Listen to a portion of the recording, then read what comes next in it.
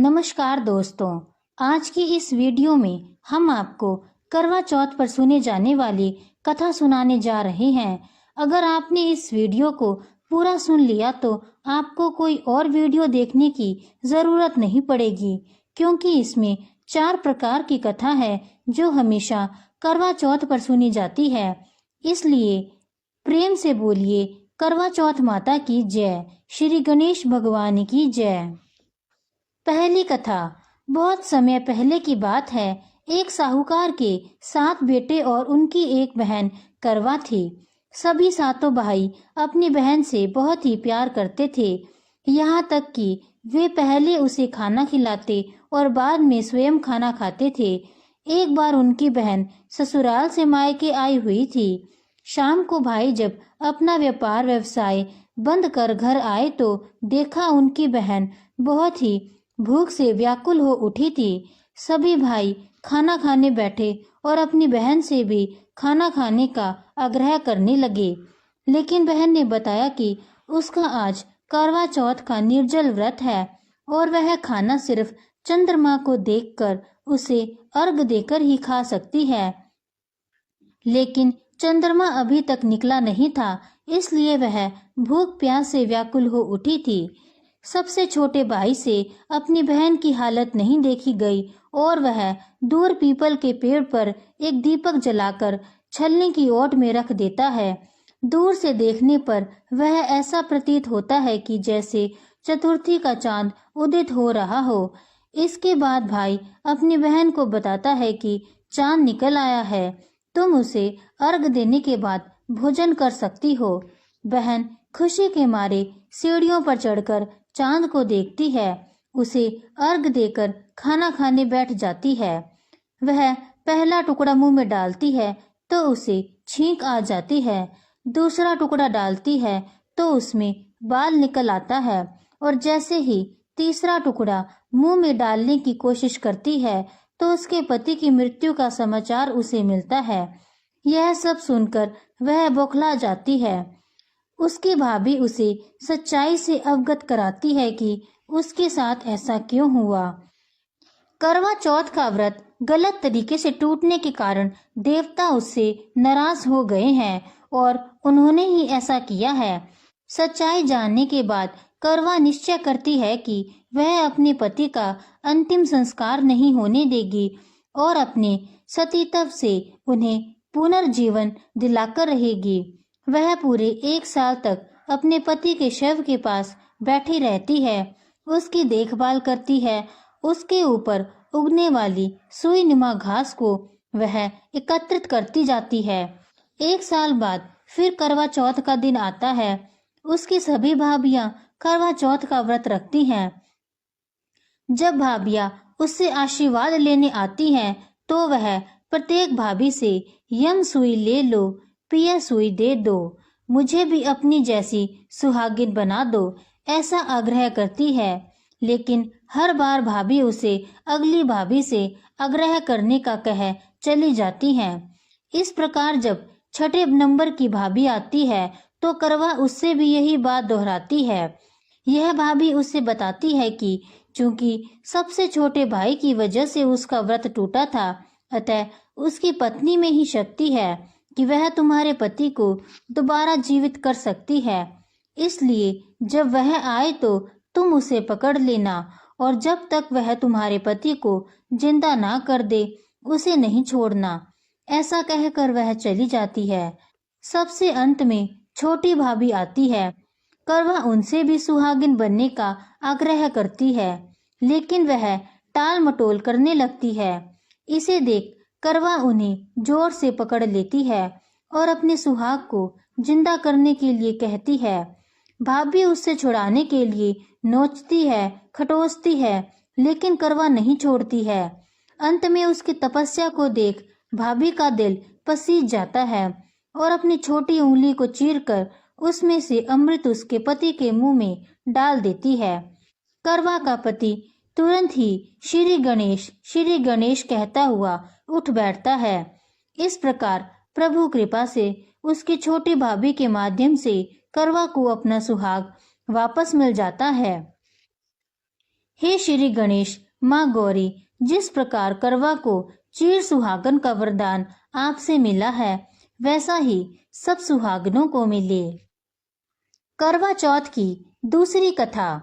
पुराणों के अनुसार करवा नाम की एक पतिव्रता धोबिन अपने पति के साथ तुंगभद्रा नदी के किनारे स्थित गांव में रहती थी। उसका पति बूढ़ा और निर्बल था। एक दिन जब वह नदी के किनारे कपड़े धो रहा था, तभी अचानक एक मगरमच्छ वहां आया और धोबी के पैर अपने दांतों में दबाकर यमलोक की ओर ले जाने लगा। वृद्ध पति यह सब देखकर घबरा गया और जब उससे कुछ कहते नहीं बना तो वह करवा करवा कहकर अपनी पत्नी को पुकारने लगा। पति की पुकार सुनकर धोबिन करवा वहां पहुंची तो मगरमच्छ उसके पति को यमलोक पहुंचाने ही वाला था। तब करवा ने मगरमच्छ को कच्चे धागे से बांध दिया और मगरमच्छ को लेकर यमराज के द्वार पहुंची।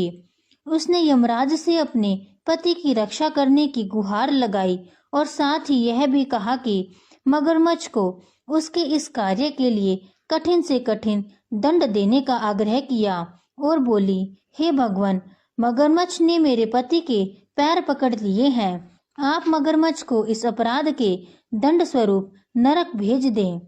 करवा की पुकार सुन यमराज ने कहा, अभी मगर की आयु शेष है, मैं उसे अभी यमलोक नहीं भेज सकता।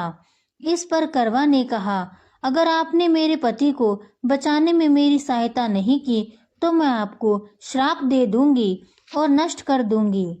करवा का साहस देख यमराज भी डर गए और मगर को यमपुरी भेज दिया। साथ ही करवा के पति को दीर्घायु होने का वरदान भी दिया।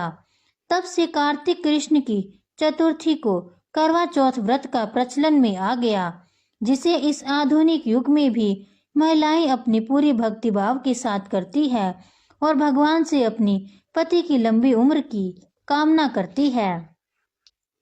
करवा चौथ की तीसरी कथा। एक बार पांडु पुत्र अर्जुन तपस्या करने नीलगिरी नामक पर्वत पर गए। इधर द्रौपदी बहुत ही परेशान थी। उनकी कोई खबर न मिलने पर उन्होंने कृष्ण भगवान का ध्यान किया और अपनी चिंता व्यक्त की। कृष्ण भगवान ने कहा, बहना, इसी तरह का प्रश्न एक बार माता पार्वती ने शंकर जी से किया था। तब शंकर जी ने माता पार्वती को करवा चौथ का व्रत बतलाया था।